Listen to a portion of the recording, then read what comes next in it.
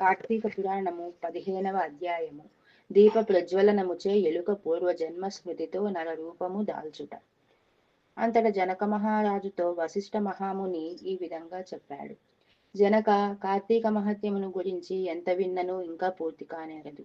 కాని మరి ఒక ఇతిహాసము తెలియచెప్పేదను, సావధానుడవై ఆలకింపుము అని ఇట్లు చెప్పాను.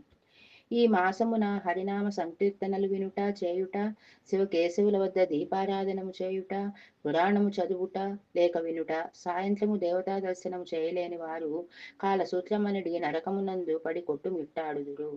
కార్తీక శుద్ధ ద్వాదశి దినమున మనసారా శ్రీహరిని పూజించి వారికి అక్షయ పుణ్యము కలుగును. శ్రీమన్నారాయణుణ్ణి గంధ పుష్ప అక్షతలతో పూజించి ధూపదీప నైవేద్యములు ఇచ్చిన ఎడల విశేష ఫలము పొందగలరు.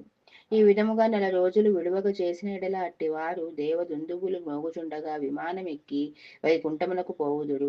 నెల రోజులు చేయలేని వారు కార్తీక శుద్ధ త్రయోదశి, చతుర్దశి, పూర్ణిమ రోజులనందైనా నిష్ఠతో పూజలు చేసి ఆవు నీతితో దీపము ఉంచవలెను. ఈ కార్తీక మాసంలో ఆవు పాలు పితికినంతసేపు అంత మాత్రమున దీపం ఉంచిన ఎడల మరు జన్మలో బ్రాహ్మణుడిగా జన్మించును. ఇతరులు ఉంచిన దీపము ఎగద్రోసి వృద్ధి చేసిన ఎడల ఆరిపోయిన దీపమును వెలిగించినను కూడా అట్టి వారలు సమస్త పాపములను హరించును. అందులకు ఒక కథ కలదు, వినుము అని వశిష్ఠుల వారు ఇట్లు చెప్పసాగెను.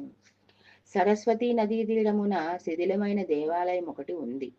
కర్మ నిష్ఠుడనేటటువంటి దయార్థ హృదయుడగు ఒక యోగి పుంగవుడు ఆ దేవాలయము వద్దకు వచ్చి కార్తీక మాసం అంతయు అచటనే గడిపి పురాణ పఠనము చేయుచు తలంపు రాగా ఆ పాడుబడి ఉన్న దేవాలయమును శుభ్రము చేసి నీళ్లతో కడిగి బొట్లు పెట్టి పక్కన గ్రామమునకు వెళ్లి ప్రమిదలు తెచ్చి దూదితో ఒత్తులు వేసి 12 దీపములుంచి స్వామిని పూజించుచు నిష్ఠతో పురాణము చదువుచుండెను.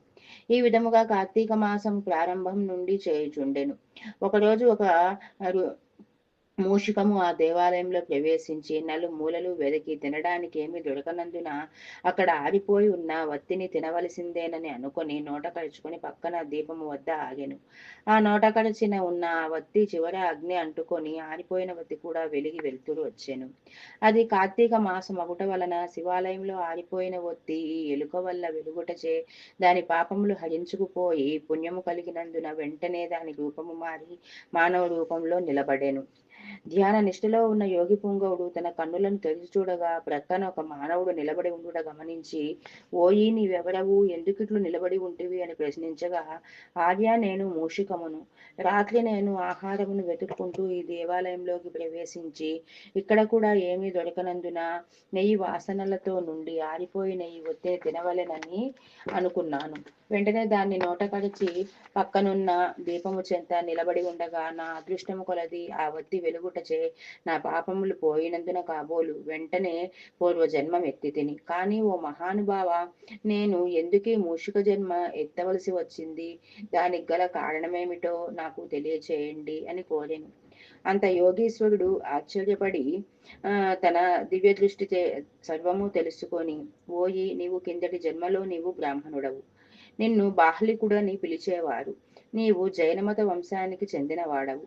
నీ కుటుంబాన్ని పోషించుటకు వ్యవసాయం చేస్తూ ధనాశాపరుడవై దేవ పూజలు నిత్య కర్మలు మరచి నీచుల సహవాసం వలన నిషిద్ధాన్నము తినుచు మంచివారలను యోగ్యులను నిందించుచు పరుల చెంత స్వార్థ చింత కలవాడవై ఆడపిల్లలను అమ్ము వృత్తి చేస్తూ దానివల్ల సంపాదించిన ధనాన్ని కూడబెట్టుచు సమస్త తినుబండారములను కడు చౌకగా కొన్ని తిరిగి వాటిని ఎక్కువ ధరలకు అమ్మి అటుల సంపాదించిన ధనము నీవు అనుభవించక ఇతరులకు ఇవ్వక ఆ ధనమును భూస్థాపితం చేసి పిసినారివై జీవించినావు. మరణించిన తరువాత ఎలుక జన్మమెత్తి వెనుకటి జన్మ పాపమును అనుభవించుచూ ఉన్నావు. నీవు భగవంతుని దగ్గర ఆరిపోయిన దీపాన్ని వెలిగించినందుక పుణ్యాత్ముడవైతివి. దాని వలన నీకు తిరిగి పూర్వజన్మ ప్రాప్తించింది. కాబట్టి నీవు నీ గ్రామమునకు పోయి నీ పెరట యందు పాతిపెట్టిన ధనమును తవ్వి ఆ ధనముతో దాన ధర్మాలు చేసి భగవంతుని ప్రార్థించుకొని మోక్షము పొందు అని అతనికి నీతులు చెప్పి పంపించెను. ఇది పంచదశాధ్యాయము 15వ రోజు పారాయణము సమాప్తము.